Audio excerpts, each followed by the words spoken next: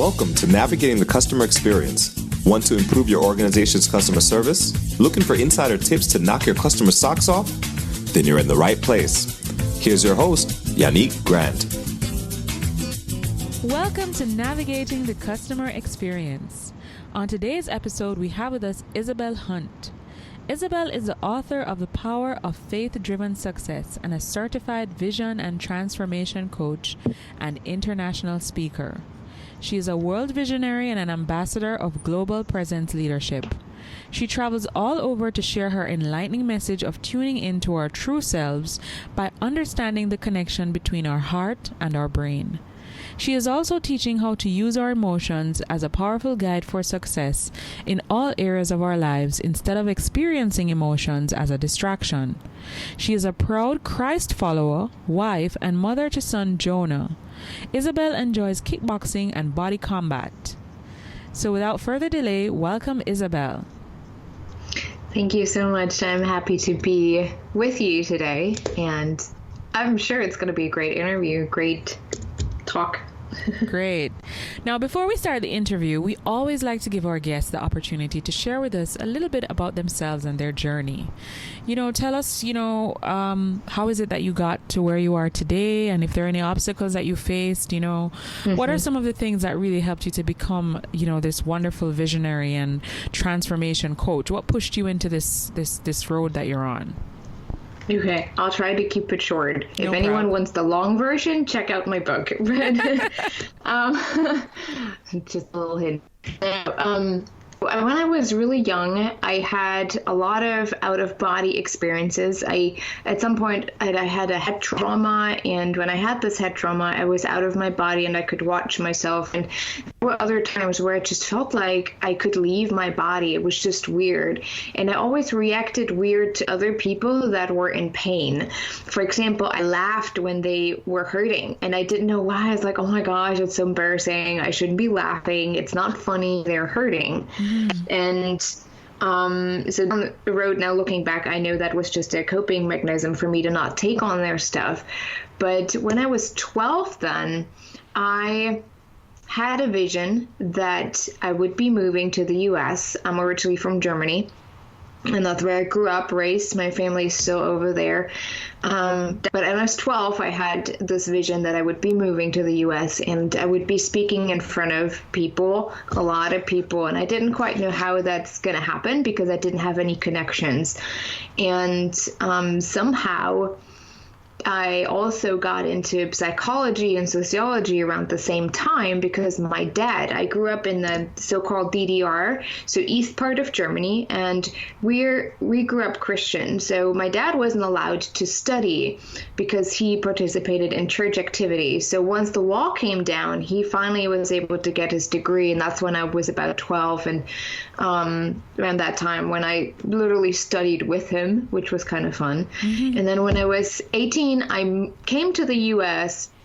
for an exchange year, which was really interesting because I really sucked speaking the language. Trust me, I really did. I didn't even know what "you're welcome" means. It was bad. But then I had to go back, and I just did not feel at home anymore. Just something didn't feel right. It was just off.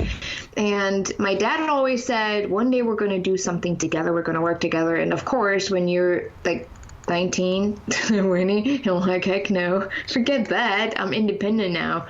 So I studied economics, totally failed. They kicked me out after 2 years. And I started to have really bad depressions. I didn't care if there was a car coming or not. It's just I was just done with the world. Just everything was really noisy and loud, and I was just bad. Then when they kicked me out of university, I had to figure out what I want to do next. And I finally admitted that I probably should go into the social science field because that's what I've always been interested in. And so I did that, and I started over, and somehow I got into a really bad relationship with an American guy. But that's how I really came over. So I kind of have to be grateful to him. But that ended too after I finished my studying, and I still came over and worked as a nanny. Within that process, I got to know my now husband, and because he didn't want to get married right away, I almost got deported. So that was interesting too. I had to go to Canada. Was quite the experience, and all this up and down. And I didn't know what I wanted to do. I never felt like I really trusted my intuition. And that's when, through a friend of a friend, I started to get into the coaching world. And I participated in a training. Like, this is exactly what I need to do, because I need to understand who I am. I don't feel German. I don't feel American. Who am I? And within that journey of becoming a certified coach, I also realized that I'm an empath, which means I experience the world more intense, more like I can see through people. I see color around people. It's just a lot of stuff that I take in, and I never knew how to trust that intuition or to work with it. And throughout this journey, this is where I got to where I'm at today. Wow, that I can see why you said we should read the book. Because that was definitely a whirlwind, and you don't sound that old, so to go through so much in such a short space of time, that's a lot. Wow. So that has really taken you to manifest what you believe you've been placed on this earth to do, and that is to help people transform, create a vision for their lives where they're doing what they were destined to do, right? Correct. All right. Now, this program or this show is about customer experience. And one of the things that drew me to wanting to interview you was the fact that you speak a lot about emotions. And I firmly believe that customer experience is driven heavily by how people feel. I'm sure there are other decisions that come into play if we were to map out the customer journey for a business. But typically what drives that journey or that process is how a customer feels, whether when they walk out from doing business with you, they feel good, or when they walk out, they never want to see you again.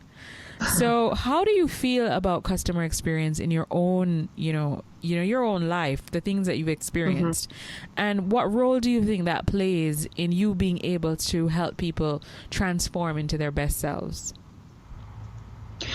Okay, for one, customer service, I used to do a presentation at Ball State University about customer service. They always just looked at me like I'm crazy, because nobody really understands that the customer service starts with you. I think really that customer service is the foundation to success in whatever you offer in your business or whatever you do, really. Customer service is nothing different than creating relationships and being open to the experience with the other person. The problem that I see often with customer service is that we do not have that self-awareness, that often we don't understand as what we focus on we create more of. What is going on inside of us is inside of us. Whatever's inside of us is being reflected on the outside. That's what's happening around us. And so, for example, if someone already comes in and to work, for example, and already has a crappy day, blah, blah, blah, and you have someone call you and they need some help or support, you would react differently to them than if you have a happy or a great day. True. And even though the other person's reaction wasn't any different, you just experience it differently. So if we have that awareness of what's going on, like for example, if we can just simply acknowledge in the way, shoot, I have a crappy day today. It's somehow, I don't know what's going on. I feel frustrated. I feel angry. I'm not sure why. But if we just simply acknowledge it, we don't have to go through a whole process of analyzing, but just acknowledging it, we are able to just take that apart from what we experience in a relationship type of setting. And we can just say, okay, I hear them differently. It's nothing personal what they're saying. I don't have to react to it. I can just set my stuff aside and still be available to them. And that's why I think the self-awareness is the foundation to great customer service, yet customer service is the foundation to successful life and business. Wow, I love that answer. So everything starts with you, and if you get you right, then you're able to create a wonderful customer experience. Well, I wouldn't say if you get yourself right, but more having that awareness. I mean, emotions are just emotions, and they are what we make them. Who determined that anger has a certain chemical reaction in your body. Like we did. We define it. And so we can just acknowledge, okay, this is what's going on. It's okay. I am okay. I just don't have to act on it or react to it by pushing it on someone else. Right. Okay. So not projecting those emotions onto other people, but being in control. Yeah. So, that takes me to, I'm not sure if you're familiar with Stephen Covey. He wrote the book, The 7 Habits of Highly Effective People. And in the book, he has a principle called the 90-10 principle. And it says that 10% of everything that happens to you in life is really you have no control over that. So, but 90% of the things that happen to you is based on your emotions, your reaction to things, right? Yeah, right. So and it has to do with the energy, the vibration. Like everything is frequency, everything is vibration. And everything that you experience creates a certain chemical reaction or a physical reaction. And it's literally the vibration is what creates like a ripple effect. People can feel, every one of us, if we would have the awareness that we need to understand that, we would know that what we feel impacts other people around us about 25 feet away from us. Like that's that circle around us at 25 feet. Everyone who's in that field is directly influenced by what you feel on a meta quantum physical level, but you're just not aware of it. Wow. So your energy really does have some physical manifestation to those around you. Yep. Amazing. Now, what are some everyday solutions that you believe can help improve customer experience? Well, for one, it depends on the setting. But let's say if you have a small business, it's just you, definitely having a ritual every day. If it's in the morning or before, whenever you start working, for me, it's usually around lunchtime because I have a 3-year-old and he's now finally asleep. But before I really start getting into work or connecting with people, I sit down and either meditate in my case. Sometimes just a quick reflection of yourself is really important, just to understand, okay, what's going on today? What do I have to work through today that could get in the way for me to create successful connections with other people that I really want to be of service to? That's the one thing that I really stretch with everyone. And that's why I said when I teach that at universities, the staff always looks at me like, yeah, can we have a little bit more business-like instead of all the psychology behind it? They don't really want to take that responsibility, so it's a little tough. But if you can be compassionate with yourself and understanding, just acknowledging it, you are more likely to show more compassion to those who you serve. If they have a bad day, you're not jumping on board. You can just say, hey, do you have a bad day? I'm really sorry if you do. It's okay. And I still see you. So feeling seen creates the connection, and the connection then again is the foundation of a successful business. So everything, like the most important, if you remember anything from this conversation, self-reflection is the first thing someone should do to have a successful business. All right. Every day. How do you feel about leadership in a business? Now, let's say it's not you alone. You have, let's say, 25 staff members. What role do you think leadership plays in the whole customer experience process and the emotions around that as well? Because the leader, he or she has their own emotions. And as you were explaining to us earlier, depending on your mood, that energy can actually manifest into the physical space. Do you believe that can actually have a positive or a negative impact on the staff and then eventually spill over to the customer? Oh, of course. I used to work in corporate America, at least, well, lucky me, just for a year. And I really didn't like it because I was the administrative assistant. So I was responsible for all those people and getting their stuff out and done.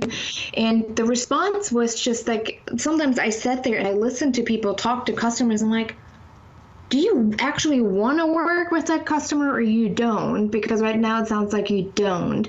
And even the with each other, I think customer service starts with the group itself.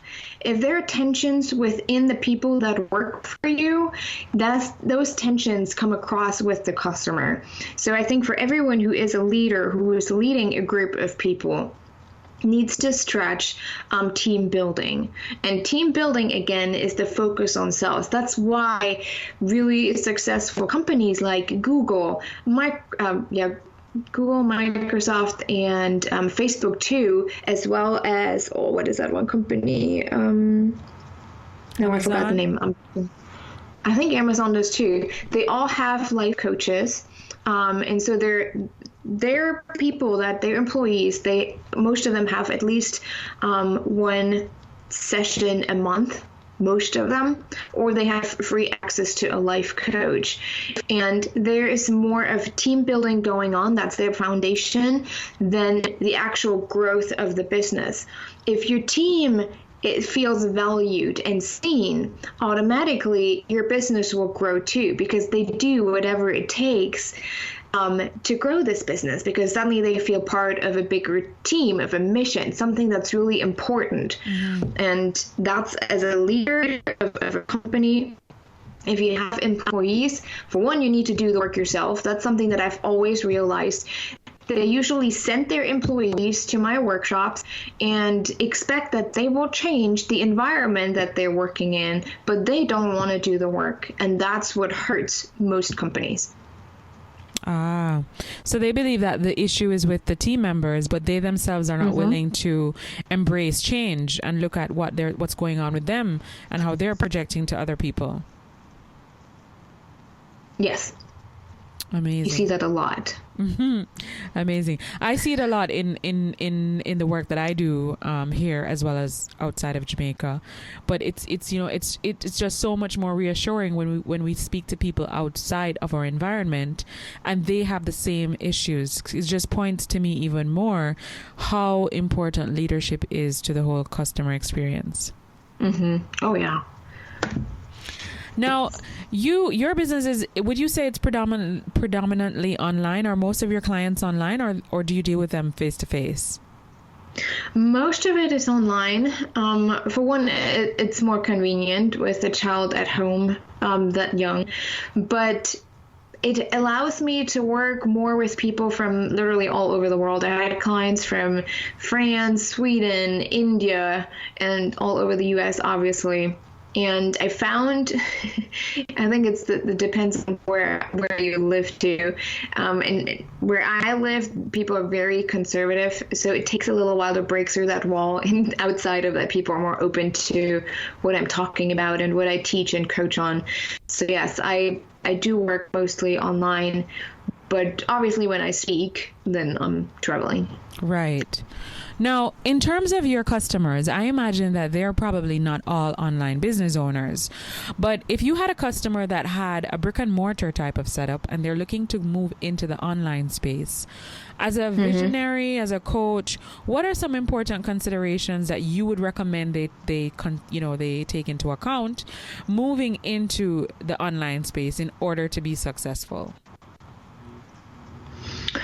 Okay, if you want to take everything online, I think the most important is, for me personally, and I'm sure a lot of people would agree with that, is authenticity. Mm-hmm. If suddenly you come across online differently than in your store, in your physical store, that will distract from your brand and people get confused. And when people get confused, they will not buy from you. So authenticity, really understanding what do you want to bring across online, what do you want people to understand about who you are and your business that you can also implement or that you already have implemented in your brick and mortar business. I think especially if you already have a store and you want to take it online, I really believe in help from other people that have a lot of knowledge, like web designers. They understand how to use different colors that really reflect your personality and your work, because again, colors also have a frequency as well as emotions, or they create emotions or support certain emotions. True. So people have to be aware of what they use even there online. What do you want to bring across? How do you want people to feel when they look at what you represent? That's one thing. So that goes back then to the personal development. Who are you? What is your message? What do you want to bring across? How do you want to serve people? What do you want other people to take away from it? And you can't really answer those questions unless you're really aware of who you are and your purpose. Yes, that's true. So sometimes self-reflection and self-awareness is really important, because you have to know what your why is, and of course be able to identify how you're going to translate that into whatever it is that you're selling, whether it be service-based or product-based. Mm-hmm. And your why always should be, I know there are a lot of people that talk about it, and every guru talks about you need a why, you need a mission. I think sometimes we take it a little bit too easy. Mm-hmm. It's not just my why is that I can support my family financially. It needs to serve a greater good. True. Very true. For me, for example, my why is to create a deeper connection interculturally, to understand that even though your background is different, or the way you grew up, or the traditions are different, it doesn't make you any different as a human being. So my bigger why is to bring people together, to really connect on such a deep level that we can understand that without each other, we can't do anything. And even if we live 1,000 miles away from each other, we still impact each other in the way we think, in the way we operate. It all has a ripple effect. That's my greater purpose. That's the greater vision that I have. So if you start with the why and you only say, well, my why is supporting my family, that's not enough. Mm-hmm. That keeps it too limited, and you don't think outside of the box. Yeah, true. All right, amazing. Now, Isabel, can you tell us, how do you stay motivated every day? I'm not sure. No, I'm kidding. That's actually a good question, because there are times where I just want to throw everything. It's just like, whatever. Why am I even doing that? God, why did you put that on my heart? I really don't want to do it. Mm-hmm. But what keeps me motivated is, for one, my why. Really the essence of why I do what I do. I can't just let it go. There's too much at stake to not to do my work. Mm-hmm. And I would be responsible. Like, I always know, and I remind myself, if I don't do the work that I know I'm called to do, I am responsible. I am responsible for the people that I could have impacted, or that I could have supported and served if I would have stuck with it. And so the motivation really is just to keep that vision, that picture in mind. Who am I impacting, and what are the consequences if I succeed? That is my biggest motivation. And then music helps me too. Music changes your vibration, your vibrational energy, which means your frequency of your body either increases or decreases depending on what you listen to. True. And when I feel really, really demotivated, I listen to inspiring music, and it feels like I'm able to conquer everything. I'm a leader. And once I get to that, I feel I can move forward and stay motivated. All right. Okay, that's good. What's the one online resource, tool, website, or app that you couldn't live without in your own business? I was thinking about that question before, and I couldn't find quite an answer. I was looking through everything I'm using, but I think what I could not live without anymore is my virtual assistant or my web designer. The two people, I know they're not a tool or something that I use online, but those are the two things. If I wouldn't have those, I know my business would not be where it's at, or where I want it to go.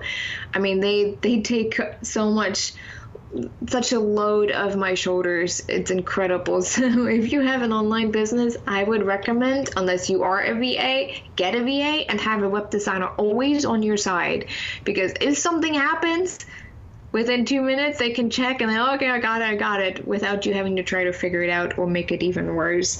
But other online resources, I think one that's really helpful, again, now my VA is using that, but something like Buffer or Hootsuite is really important if you want to save time.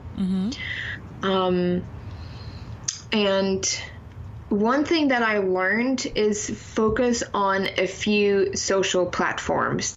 Don't try to get into everything and get on board with everything that's new. Focus on like 2 or 3 things that you really feel comfortable with, and do whatever it takes to get your name out on those social platforms that are trying to get into everything. Yeah. That's a good recommendation. I support that one. Isabel, could you share with us some books that you've read through your lifetime so far that maybe have had a great impact on you? To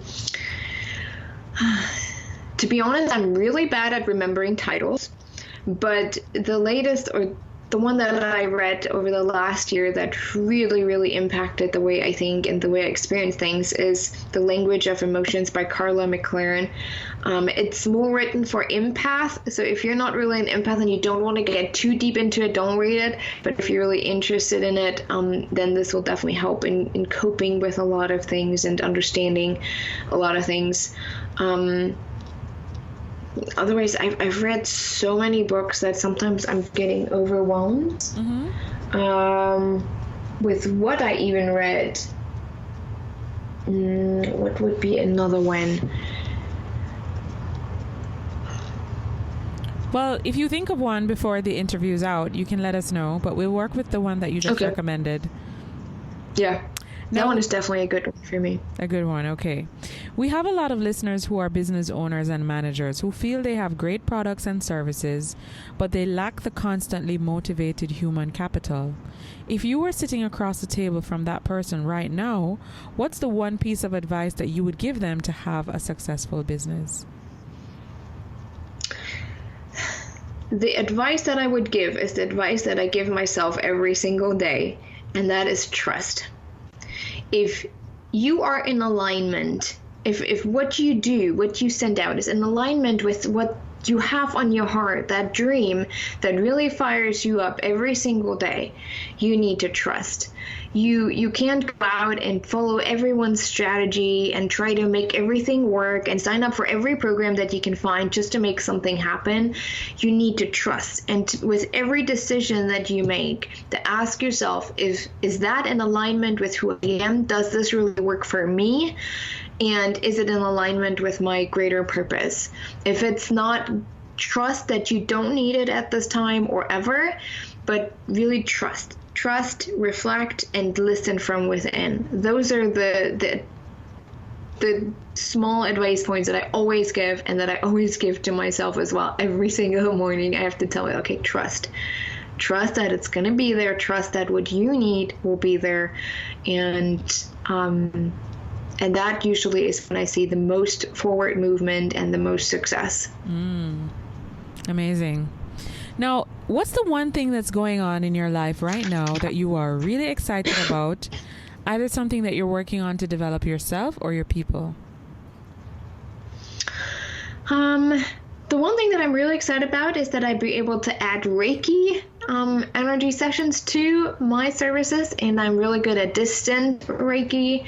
I've done that before. I also started doing sessions that are called releasing trapped emotions, because those are really important for us to be able to move forward. Otherwise, we're always ending up where we started.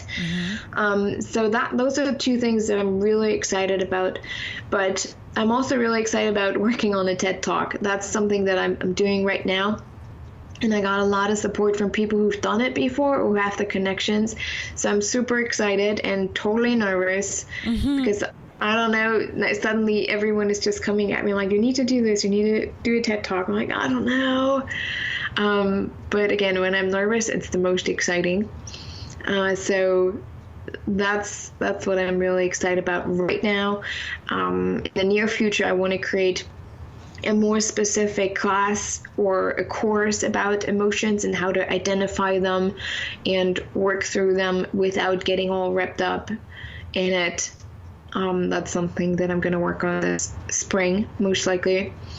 So those are the few things that I'm working on right now. Awesome. So any one of our listeners that are listening in on this interview, they want to connect with you further because they're really excited to hear this amazing TED Talk that you're going to release, as well as the other things that you said you're working on.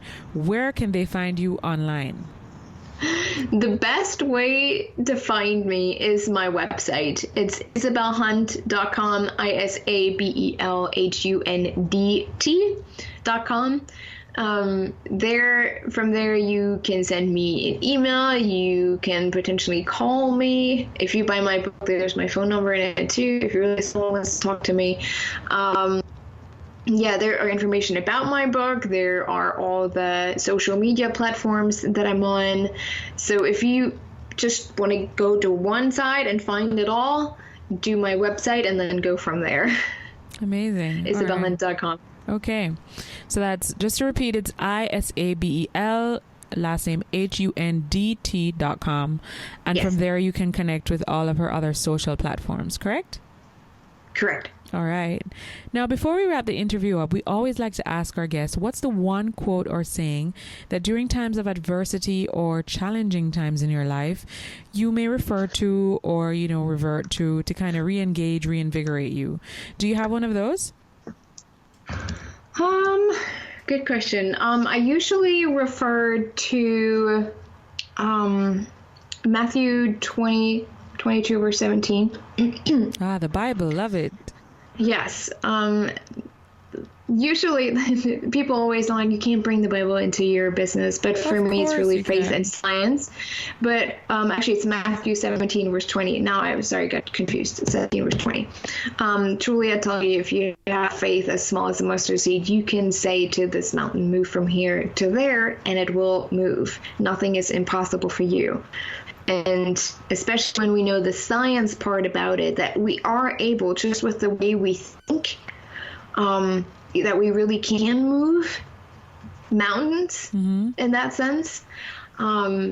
Just knowing that is what really keeps me going. And like, yeah, we are here. We are destined for something greater. And we, as a human world society, we have a responsibility to do better than what we've done so far.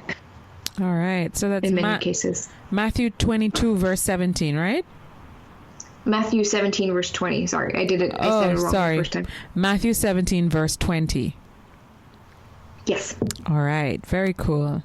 Well, thank you so much, Isabel, for taking the time to sit with us this afternoon and have this wonderful interview. We definitely enjoyed everything that you shared with us. Thank you for having me. I really enjoyed it. I could even talk more with you. I know.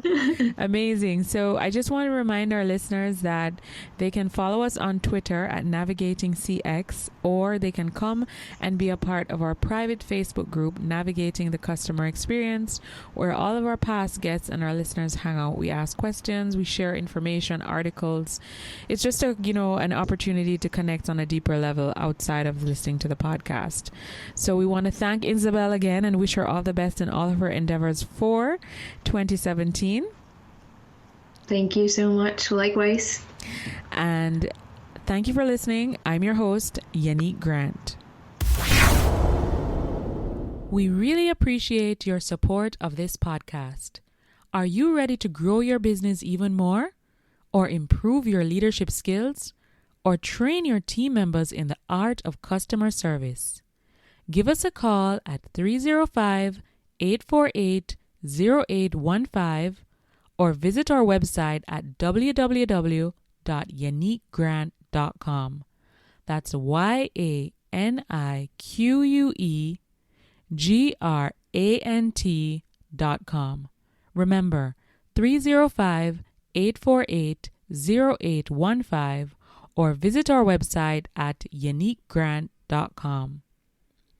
Our new online course, Mastering Customer Experience and Increasing Your Revenue, is now available. The link for this will be on the show notes of each episode starting September 7, 2016. The first 2 modules are free, so hop on over, have a look, and take the steps to increase your revenue. Thanks for listening. For more awesome resources to take your customer service game to another level, head over to navigatingthecustomerexperience.com. See you next time.